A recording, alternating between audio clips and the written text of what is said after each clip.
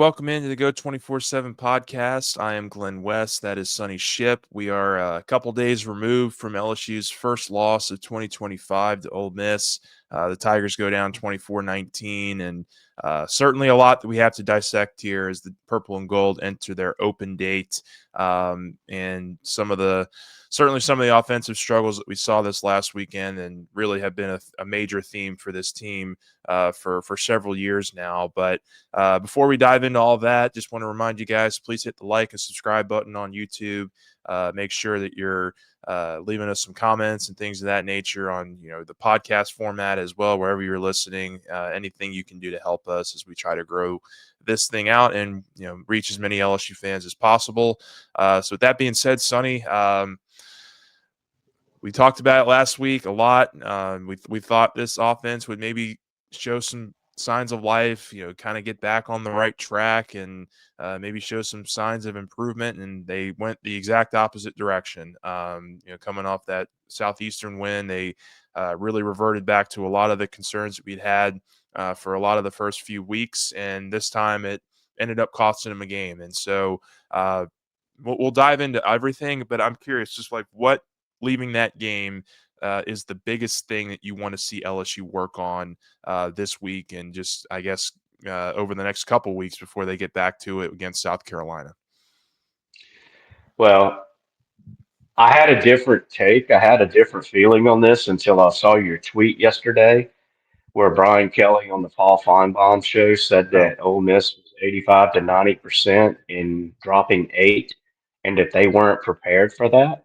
And I'm like, what the hell are you getting paid $833,000 a game for? yeah, You know, yeah, you're paid to win games. You're paid to win games, and I mean that is just absolute. It's almost unfathomable. yeah, It really is. I go back to Louisiana Tech. Brian Kelly made such a big deal out of Louisiana Tech only rushing three, and that how they had problems adjusting to that. And then you go into Ole Miss and you're not. I mean, it's just like it's. I'm not gonna lie. It's almost. It almost takes you back to some of the Les Miles years. yeah, And the reason that I say that, it's like, man, you're getting paid almost $10 million a year, you know, and and that's the excuse. That's the problem. That's what we're pointing that to, you know. I mean, that just when I saw that tweet right there yesterday, I was just like, "You've got to be kidding me, man!" yeah, And I think it's you look at the problem. I split it into four pies. I split that pie into four pieces. I got 25% over here and I got 75% over here. I put 25% on the players for for not making plays for the for some situations that they put themselves in for some mistakes they've made. But I think the overwhelming majority of the issue lies on the coaches. They're not being put in position to succeed. They're not being put in position to make plays. And I mean, when you lose your number one running back, Caden Durham, your running game should not completely fall apart. yeah, Your running game should not be um, ignored yeah. completely. Not against the 120th ranked rushing defense in the country. Yeah, You that's the know, part that's inexcusable to me. Like the fact that they and went it's a into this conscious thing. decision too. They went into this having the same information that we had, right? I mean, we knew that Ole Miss's offense or defense was giving up 190 on the ground per game, and you come out in the first half, you only run 24 plays, and only two of those plays went to actual running backs. Like they had One, no, they had one rule.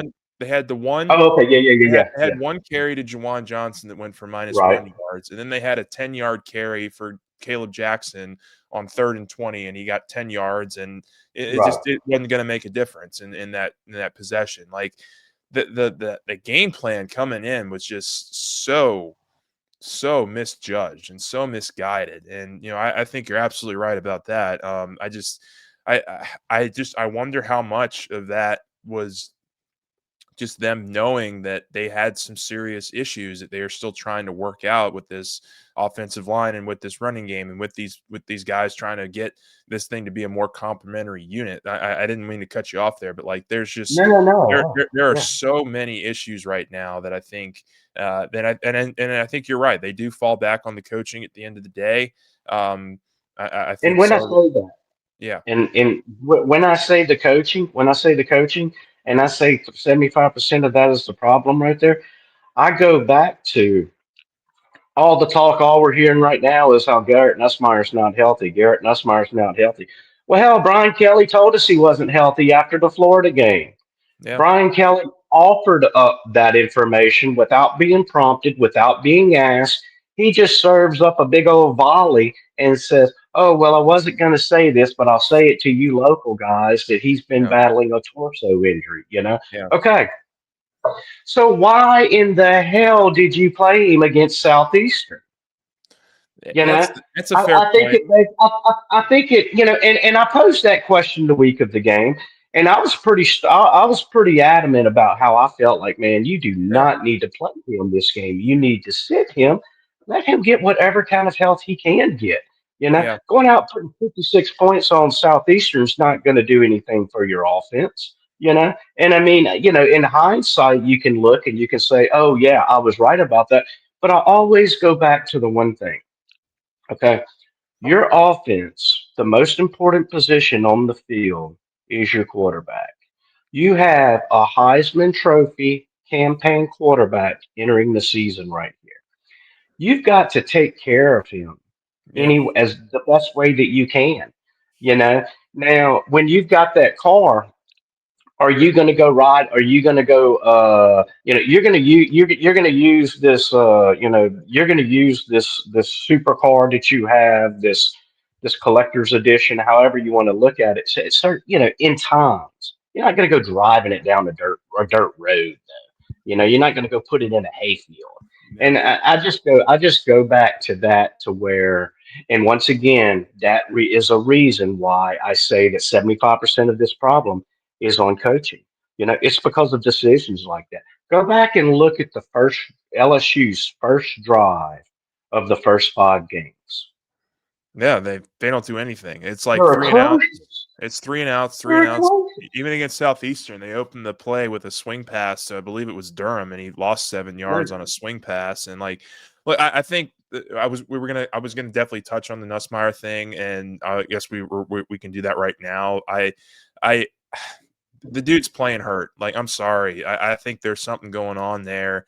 That throw that he had to Chris Hilton in the first half, where he just underthrew him by 10 yards. I mean, Chris Hilton had his defender beat by 3-4 steps, and that is a completion that Nussmeier, I think, makes 9 out of 10 times a year ago, or he makes it 9 out of 10 times in fall camp earlier this year, where he wasn't banged up. Like, I think he's playing through something right now, and I think we've gotten to the point here where you're seeing where you're saying, okay, this is a detriment to the offense at this point, because not only can you not run the ball, but your starting quarterback, your potential first round pick coming into the year, is clearly going through something where he can't really have the same kind of velocity on his ball. Like, I mean, they're just lame duck throws, some of these throws that they're trying down the field.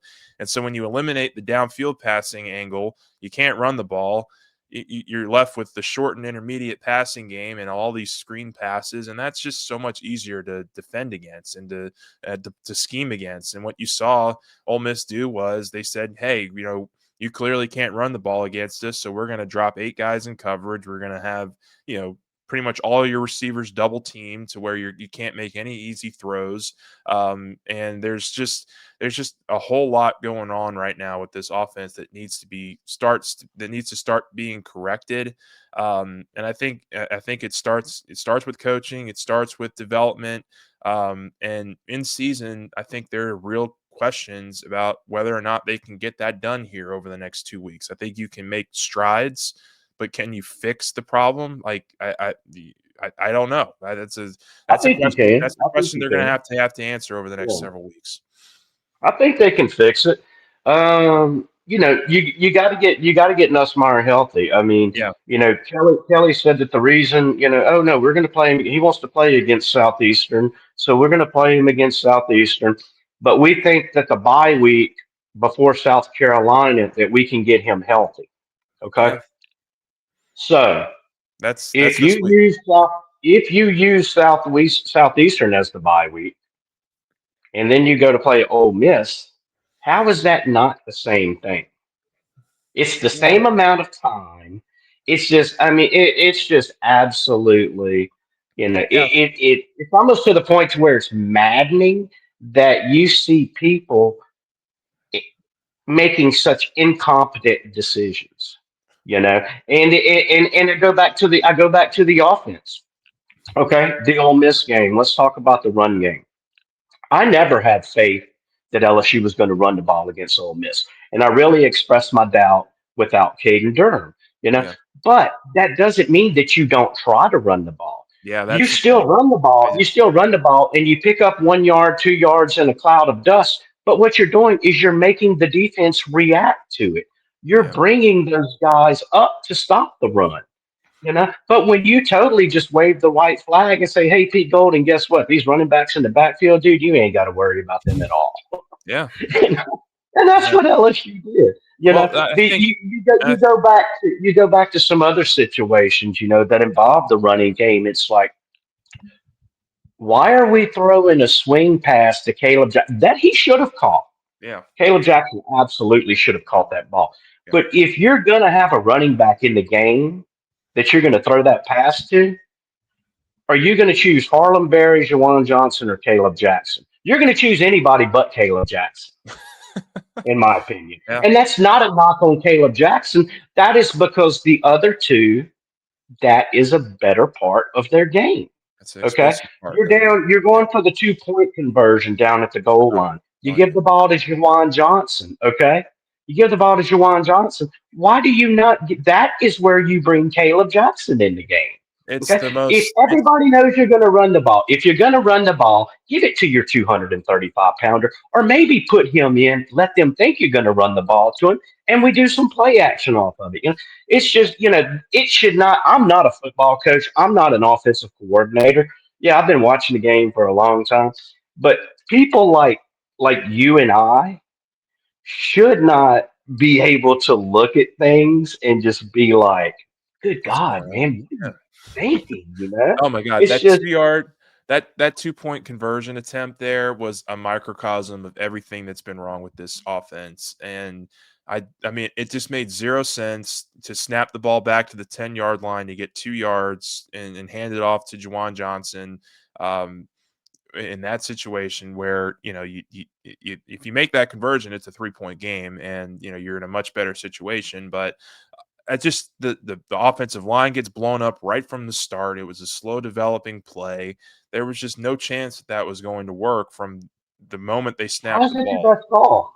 And How's that your best call? it's crazy. I mean, like the I think to your point though, there are some other things at play here. Like for me, I keep coming back to this offensive line. Like, I mean, they were getting pressure with a 3-man front. Like, I mean, they were getting past these dudes pretty consistently, not just in the run game, but also in the passing game. Like they were getting pressure on Nussmeier. I think he was only sacked maybe once, maybe twice. I can't remember exactly, but he was definitely feeling some pressure in that game.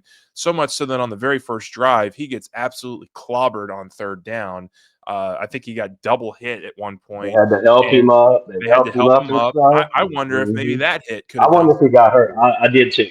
I It think could have that's a valid aggravated point. whatever's going on. Like, I there's think just that's a valid point. yeah, so, like, there's that element of this thing that I think needs to be, a major priority. I think priority number 1 is trying to get Nuss healthy if he's not healthy. And, look, after the game, he said he didn't wanna talk about his health. He didn't deny that anything was wrong. I think there's something wrong with him. I think, a lot of the media that's watched him, a lot of the fan base that's watched that game, on Saturday can tell that it's not the same quarterback that's throwing these deep passes that we were so accustomed to seeing from him. His biggest problem, a year ago was that he was maybe too aggressive and too thought too much of his arm. And this year he looks almost passive in some of the decisions that he's making. And, he's putting the ball in some compromising positions. That's always been a part of his game, but it's the way that he's putting the ball in compromising positions that has changed, in my opinion. And I think that part needs to be sorted out in very short order if they expect to have any kind of progress on offense. I think, honestly, it has to start with him. And then you kind of get back into the run game thing and you try to get you try to take baby steps at this point. I mean, I don't think it can look worse than what it looked like against Ole Miss, the 16th ranked rushing defense in the SEC entering that game. To only come away with 57 yards there on 22 attempts and really not try to run to establish a run game. I think that was the most inexcusable part of the whole Saturday to me. Like they First had down too. yeah, they had a blueprint. They had an opportunity, I think, to go in there. And that's the other thing. Like, if you know that your quarterback is hurt, or you know that he's maybe not been himself these first couple weeks of the season, and you see a big red sign of, hey, Ole Miss cannot stop the run, why would you not try to focus every little bit of effort and energy into trying to get the run game going, especially when you're only seeing a three-man front? I mean, like, at halftime, that should have been like, hey, they're only rushing three against us. Like, let's really try to hammer home this run game thing right now. And they just were never able to do it. I mean, the one drive that they had success in the fourth quarter was a 15-play, 80-yard drive. I went back and looked at all the run plays. They had 7 8-yard runs from, Jawan Johnson. They had 6 and 7 yard. They had 10 and 7-yard runs from Harlan Berry to score the touchdown there. Like, they were running the ball efficiently on that drive, and they showed that they could run the ball on that drive, but it was in the fourth quarter. It was like too little too late. Like, if they had tried that earlier in the game, there could have maybe been some saving grace with this offense, and maybe they could have opened some things up. But they had some really bad penalties too that put them behind the chains. I think their average yard to distance on third down was 8 yards again. I mean, like, they're consistently shooting themselves in the foot on third and long when they get themselves in these positions where it's either a sack or a penalty or a rush that goes for minus yards. Like, there's just a lot that they have to sort out here. And I think it starts, to your point, at the end of the day, with coaching and with getting these guys, in a better frame of mind. And it was something that Kelly talked about with Feinbaum on his show on Monday, is that they have to do a better job teaching some of these things to the players. And it stinks that you have to go week 5 into this thing, and this is still a conversation that we're having. But it is what it is. That's all I have. That's all I can really say about that. And I'll go back to, and this will be the last thing that I really say about the Ole Miss game, but I go back to first downs. Yeah. First downs in the first half. LSU ran the ball one time to Juwan Johnson on first down. Yeah. They Xavier Thomas, they put him in the backfield. They gave him the ball one time, and then they did an end around to Berry and Brown. Those were the only 3 first down runs that they did and made in the first half out of 13 opportunities. Yeah. I did like how they tried to incorporate the quick swing passes to Yeah. kind of help with the run game. But it's like they said, okay, we're not going to try to run the ball on you, but we're gonna beat the hell out of you with these swing passes. And it's like they got away from that thinking that you hear the announcers always say, and Greg McElroy said it during the game, that these swing passes are actually just an extension of their run game. Yeah. You know, Yeah. no, it's not. No, But it's then you're not, because asking. you have to have a run game to extend off of, and there was no run game. You know what I mean? That was just strictly passing. That didn't force Ole Miss to come up. That did nothing to Ole Miss because you wasn't running it in the box between the tackles, between the hashes that forced your defenders to have to come up. And And in that situation, you're also asking the receivers to be blockers and the tight ends to be blockers, and yeah, you got to try to get the offensive line to be right. blockers first. And Exactly. And there's then just look at the second half. When yeah, LSU, their last 3 drives, they scored on 2 field goals, the touchdown. Okay. But if you go back and if you look at the second half, they actually handed the ball to a running back yeah, on 4 of their 8 first down opportunities. yeah, So you had balance in the second half when you had to have it, but you come out and you don't even make Ole Miss take the run game away from you. You just don't bring it. You leave it in Baton Rouge. You make the Yeah. decision to say, hey, don't bring that run game. We're going to leave that back home, and we're going to go over here and we're going to beat them with our passing game. And that's why I keep going back to coaching. That's why I keep going back to coaching. I look at the abysmal success ratio on the first drive of the game. Okay. The first drive of the game keeps offensive coordinators up, man, because they're like, okay, you want to come up with something. You want to come Those up are the with some scripted juice. plays. Yeah, Yeah. those are the scripted plays. Those are the ones that you go back and forth. Like, do I want to do this? Do I want to? It's like LSU is choosing to not script plays, and they're like, okay, let's go out and let's see what the defense is doing, and then we're going to come out in our second drive, and we're going to orchestrate off of. We're going to plan against that, and it's like it's that's the only thing. That's the only thing, and that's laughable. But it's Yeah. like, what else are you trying to do? And so that's why I just always just keep going back to coaching, but going back to coaching. I'm not saying that I don't think this is just a Joe Sloan problem. Yeah. I think it's an offensive brain trust problem because Brian Kelly has always said that his influence and his impact on the offensive side of the ball. You know, I think I think against South Carolina, I think we're going to go back to seeing Brian Kelly with a play card in his hand the entire game, like we saw last year. Probably what was it around this time last year? Probably around the Yeah. Texas A&M game, I huh? think it Where was, we yeah, started it season was with it the was a play couple it card. was honestly like the last 4 or 5 games, 3 or 4 really. games, yeah, 4 or 5 games. It Okay, really but wasn't. it's like it was obvious that, and he even stated, he He even had said, play sheets in front of his face the whole time, like, he exactly, was exactly. I guarantee you against South Carolina that that's what we're going to see. Now, as far as where I said I think these issues are fixable, as long as Nussmeier's injury is not, it is not long term. yeah, And I mean, look, at this point, if you need to sit him for South Carolina, yeah, I would do it, you know, like, you do it. You yeah, do it because after South Carolina, this is one of your, and I don't mean any disrespect when I say this, but this is one of your easier games yeah, if you're looking at it on paper. yeah, After this, you got top 5 Oklahoma, you got top 5 Texas A&M, you got a number 10 ranked Alabama team, you got a number 14 ranked Vanderbilt, Vanderbilt yeah, team. You know, yeah, it's you've got some you've got some games down the back end that you're gonna need Nussmeier in a lot more than you're gonna need him against South Carolina. yeah, You know, and look, and that's so that's something that Kelly and them are gonna have to dig deep on that right there because yeah, you're at the point now. You're at the point now to where don't give me this garbage that he's not hurt, that he's yeah, not, that he's healthy and everything. Because impacting, yeah, all you're doing is lying to us. yeah, All you're doing is saying, you know, I mean, this is yeah, it's just you're to the point to where you can't cover things up anymore, and I it's think, all about accountability. It's about accountability, and I'm really hoping that when Brian Kelly made that statement against Paul Feinbaum, that it kind of kicked in his head to where you know it's got to start at the top. It's yeah, got to start with the coaches. It's got to start with the coaches, and then that's going to trickle down to the players because you got a buttload of talent on this team. There's no yep, question about that. These receivers are still the same explosive receivers they were when they entered the season.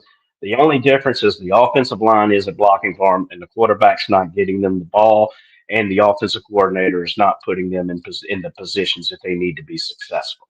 I think the question that they're probably weighing right now is, like, at what percentage of Garrett Nussmeier are we comfortable putting him in the game over the second option, like over Michael Van Buren? Like, I think this last weekend they thought that he was going to be healthy enough to play in that game and play effectively for him.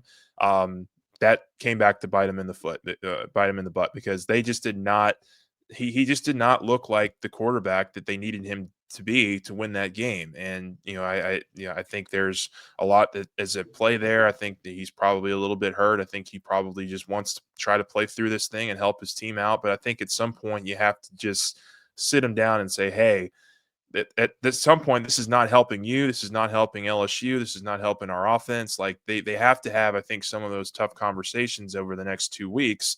And I think part of that for me is going to be, okay, can we get Nussmeier back to close to 100% over these next 2 weeks? Can we get him back to close to being the player that we think he can be, that we've seen him be in the past, with from just a pure throwing perspective, to where he's not as limited throwing the ball or whatever it is that just was not right against Ole Miss? Can we get him back to a better version of that? Or if it's going to be more of the same for South Carolina, do we start having these conversations now with him about, hey, we got to take maybe an extra week here. We got to get, Van Buren involved in the offense. We got to start getting him ready to play for this game as well. Like, I think these are all things that need to be, and it probably are happening internally right now that we just don't know about. But that to me is the first thing that they have to figure out is, Garrett Someone has to Nussmeier be the adult in the room. can Garrett Nussmeier be ready in 2 weeks to play against South Carolina, and can he be a better version of himself than we just saw against Ole Miss? Because the version that we just saw against Ole Miss, you're going to be in real trouble again against South Carolina. And I think that's going to be the one of the big questions. I think from an offense, I did want to kind of just touch on this a little bit, like what is, quote unquote fixable here over the next couple weeks. I think some of the things that you saw, physicality at some point, I think can only be coached to a certain point on the offensive line. Like, either this O line is going to somehow magically be more physical, or they're just going to continue to get rocked in the run game in particular. But I think the technique stuff can continue to be coached and can continue to be honed in on. And that's something that I think Brad Davis and certainly Sloan and all these guys are going to have to get with these O linemen on. They're going to have to work from a technical perspective over the next couple weeks to try to find something that works offensively in the run game. I think you can potentially get Caden Durham back in a couple weeks if this ankle sprain heals up for him. Still want to see what happens with Aaron Anderson. He went out of this game too with some kind of injury that we don't really know about yet. So like there are some health elements to this thing that LSU could certainly benefit from. But for me, it starts with Nussmeier and the question of whether or not he can play at a much higher level in 2 weeks, and can these 2 weeks be used in the right way to get this offensive line in a much better place in 2 weeks. And I don't know the answer to the second question. I think the answer to the first question is just having the tough conversations with Nussmeier, having the conversations with whatever team he has about what needs to take place over the next 2 weeks, what else you need to see from him over the next 2 weeks to make sure that he is as healthy as possible for that game. And I don't know that I don't know the answer to that. Like, if he's going to be healthy enough to play in that game. It's a very fair question to ask after watching this Ole Miss game, and hopefully these next 2 weeks can give us a clearer understanding of where he's at going into the final half of the season. That's right, because look, at the end of the day, yes, there's questions. There's a lot of teams out there that still have questions, Yep. but there's not a lot of teams out there that do not have an offensive identity 5 weeks into the season. Yeah. And those teams that do are struggling and are going to only struggle more. Yeah. So you got to get that in. You got to get that identity figured out. You got to get. I don't know what the answer is as far as the play calling and putting the people in the right situations. Yeah. I don't know. I don't know what the answer is as far as that goes, I think but it's something that I would honestly take timely running and efficient running more than an explosive run game. Like, absolutely. if they can just get to a point where they are on 3rd and 2, 3rd and 3, and they think that they can run the ball right up the gut and get 3 yards for a first down, if they can, run the ball in the red zone like they showed on that last possession of the fourth quarter, where you hand it off to Harlan Berry twice and he gets you 15 yards and a touchdown. Like, if they can do more of that stuff going forward, then you feel so much better about this offense being a more complementary offense. They don't have to be, running, 25, 30-yard runs every other down. Like, they need to not get themselves behind the chains as much as they are. And the best way to do that is just to move the offense forward with your running backs. And they just haven't shown the ability to do that yet. I don't know if they will, but I think that there are some things that they can start doing that can make them a little bit more efficient and a little bit more timely in the run game, and I think that will make a world of difference. Yeah. Yeah, I agree with you. And, I've mentioned this several times, and, it's only strike one. Yeah, It's only strike one. We're used to being at strike two at this in point, this yeah, for situation sure. Yeah, because LSU's lost every first game, and yep, it was right around the fifth or sixth game that they've usually dropped their second one, if I'm not yep, mistaken. yeah. Now, last year was a little bit different because they went on that three-game losing skid But it was about this after time the of the year. Alabama I game. mean, it was right in the Yeah, middle of their schedule. They lost to right. A&M, and it's just real So short. you're only at strike one. You're only at strike one right now, and so you've got another SEC loss in your back pocket.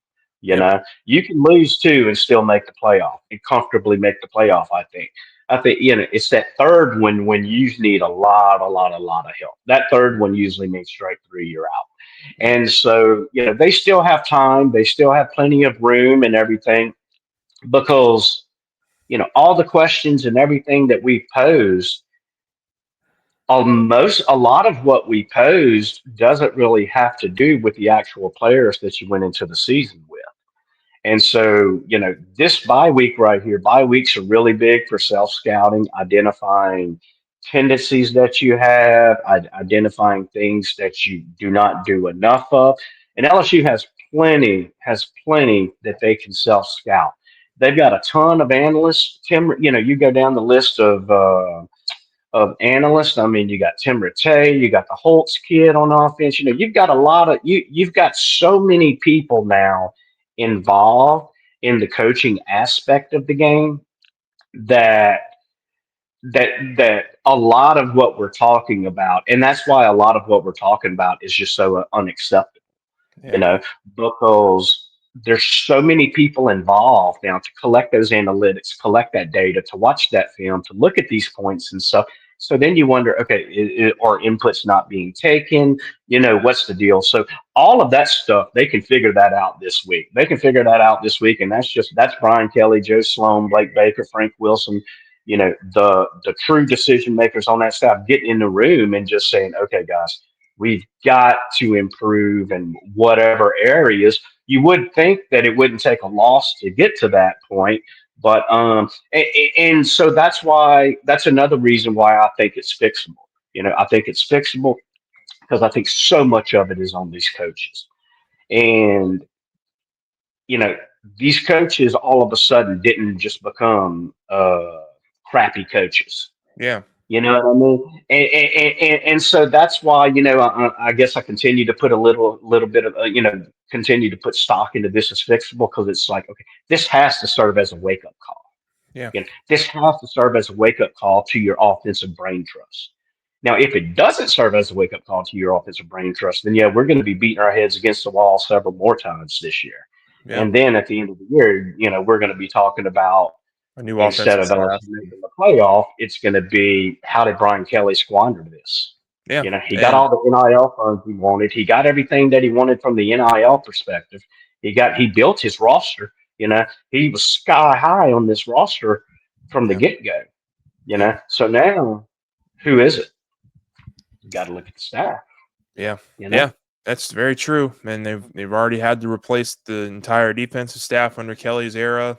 I don't know that they would go as far as to, can every single offensive staff, depending on yeah, how this season goes. I think there are some guys, like Frank Wilson. I don't yeah. think you're canning Frank Frank Wilson Wilson. He's too can't get invaluable. rid of the guy. Um, but there's going to be some. I mean, if we continue to see what we saw, there's going to be more losses, and there's probably Yeah, going to be a lot more losses. And so this 2 week time period, I think, is one of them. I wrote about it on Monday. Wrote about it some more today. Like, I think it's two of the more important weeks of Kelly's era here. Like, they have a lot of things that they have to figure out because they do have such a talented team. I think that this 2 weeks here can really help show them some answers, or if they don't find these answers, it could really derail what was supposed to be a really, really interesting and fun season. So lot to continue to dissect over the next couple weeks. We'll certainly be around to break it all down. We got a Brian Kelly press conference on Wednesday afternoon.